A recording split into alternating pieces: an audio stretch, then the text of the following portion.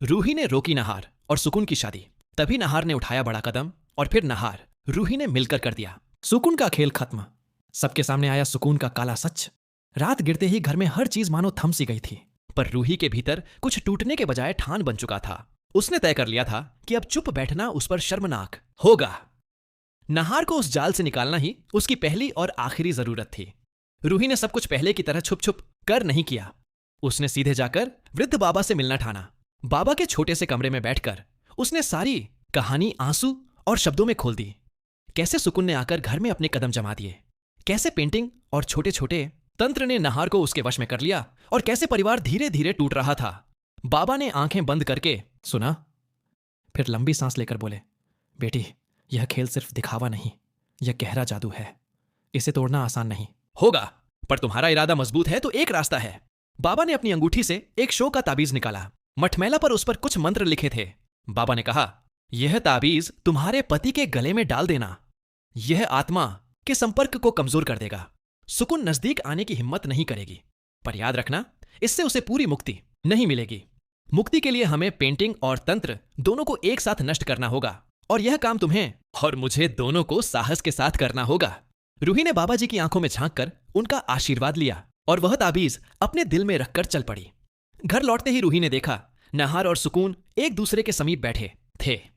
सुकून की उस असली मासूमियत में कुछ ऐसा था जो रूही को पसंद नहीं आया। उसने निश्चय के साथ नहार को बुलाया। सुकून की आंखों में जलन की चमक उभर आई।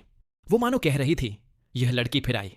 नहार ने रूही की ओर देखा और थोड़ी खिंचाव वाली आवाज में कहा, रूही, तुम जब भी हमारे बीच आओगे अच्छा नहीं होगा। पर रूही का हौसला गिरने वाला नहीं था। उसने धीरे से नहार का हाथ पकड़ा और अपने हाथ में रखा ताबीज उसी समय उसके गले में डाल दिया। जैसे ही ताबीज उसकी गर्दन में थमी, नहार झट से चौंका। उसका चेहरा सफेद सा हुआ और उसकी आंखों में कुछ देर के लिए कान्हा फूंसी सी हुई। वो अचानक अपने आप पर आया और रूही की ओर झपटा, जैसे कोई बरसों बाद किसी सत्य को पहचान कर सहमति दे रहा हो। रूही ने बिना देर के उसे गले से लगा लिया। उसकी धड़कनें अब मानो वापस जगह पर आ गई थीं। लेकिन सुकून ने यह सब सहन नहीं किया। उसने निश्चित किया कि जो नाहार पर उसका अधिकार है वो उसे छीनने नहीं देगी। सुकून नक तेरा आए और नहार को रूही से अलग करने की कोशिश करने लगी। पर जैसे ही उसकी उंगलियां नहार के पास आईं, ताबीज ने अपना असर दिखाया। एक तेज करंट जैसी झझड़ी जिसमें सुकून खुद पीछे हट गई और हवा में गिरकर चीखी। सुकून ने फटकारा, तुमने क्या कर दिया रूही? इसकी कीमत तुम चुकाओगी। पर उसके शब्द ठंडे और फीके पड़ने लगे। ताबीज की रोशनी ने उसकी काली शक्ति को काट चुकी थी। इसी बीच नहार ने पूरा होश पाया और सुकून की आंखों में छुपे असली रंग को देखा। वो अब साधारण लड़की नहीं रही। उसका रूप विकराल था, उसकी हंसी में जहर था। नहार ने मजबूती से रूही का हाथ थामकर कहा, तुमने मुझे बचा लिया।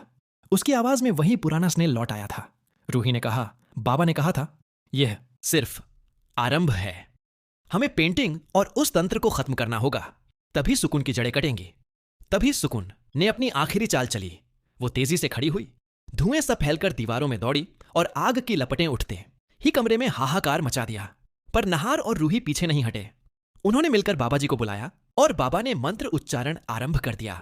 बाबा के मंत्रों की ध्वनि में कोई रहस्यमयी शक्ति थी।